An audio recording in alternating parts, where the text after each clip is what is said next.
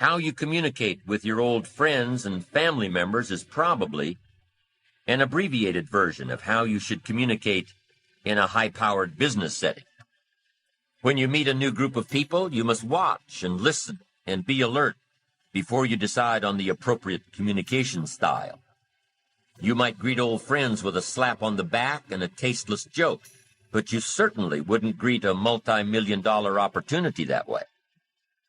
You must take a few moments to study the temperament of your audience. Listen to how they communicate with each other. Watch how they react to situations and comments. Study your audience, lest you engage in some behavior that will prove inappropriate and costly. Some people would make about $150,000 a year, but they have to be satisfied with about $50,000 because their behavior is costing them the rest of it. They've got the skills, but their behavior is costing them. Keep setting them aside. So let's talk about some of those things in the marketplace that might cost you more than you want to pay. Here's one: bad language. You've got to be careful with language in the marketplace. You've got to be careful here. Some language is more appropriate for the bar. So what should you do? Leave it in the bar. Or else what? You'll have to pay the consequence. We must all be students of consequences, things that cost us, and language is one of the most important ones to consider. Language in the marketplace.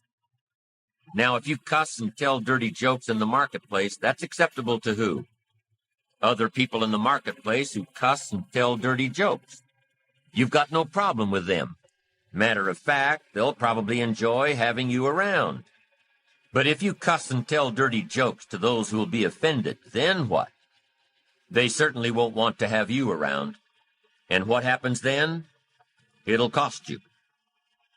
Next one, being late. In some circles it's acceptable, but I'm telling you, most people view being late as being disrespectful. Disrespectful of their time. And if they feel that you're disrespectful of their time, they'll also feel you're disrespectful of their business. Why? Because everything affects everything. Now, if you have a legitimate excuse and your reputation already says that you're punctual, then you might get away with it a time or two. But be careful about being late. One day you just may be too late to close the deal. Be on time. You've also got to be careful about using inside lingo on the outside world.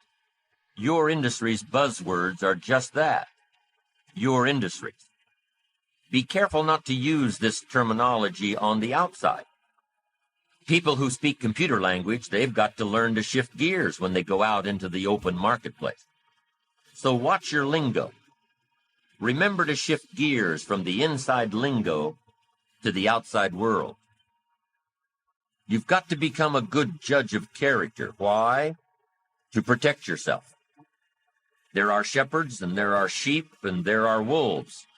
And we must be wise and understand that some wolves are so clever, they've learned to dress up like sheep.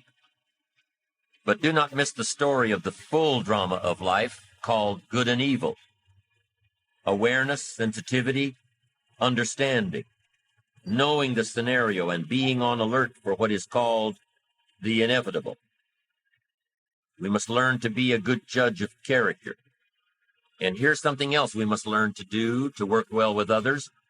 We must learn to deliver criticism and express anger in a safe way. It's inevitable. During the course of working with others, it's inevitable that you'll come across some situation that'll result in anger. Or criticism needs to be handed down. It's just a part of life, that you delegate some responsibility, and through either a lack of good communication or a lack of good listening on the other end, it's inevitable that some situation will get you all hot and bothered. Now, what do you do with your anger? You can't lash out. You can't lash out at your children or your friends or your colleagues. But here's what you can do, and here's what you must do. Lash out at the problem or the situation. Honey, you say to your teenager, you know I love you, but what you did was wrong. I hate it that you took the car without asking first. And I especially hate it that you got a speeding ticket. What were you thinking? So whatever the punishment might be, make sure you're punishing the bad deed, not the person. Your assistant ends up sending the contract to the seller instead of the buyer. Make sure your assistant knows that you appreciate him, but you don't appreciate the wrongdoing.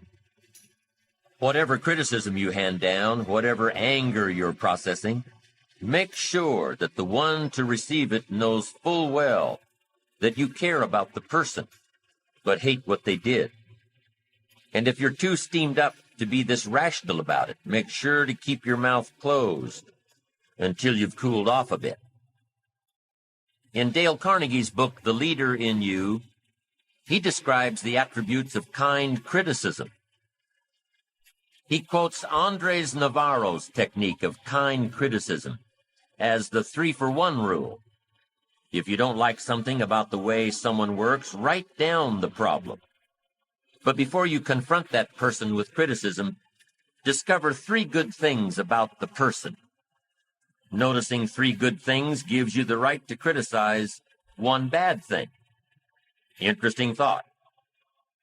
Criticism after appreciation. With well-delivered words, well-chosen words, you can admonish the doing without admonishing the doer. This is important. You love the person. You hate the act. Make sure they know the difference. You don't have to couch the words. You don't have to hide your anger or disappointment. But you do have to make sure that your communication is effective so that the wrongdoing will never be done again.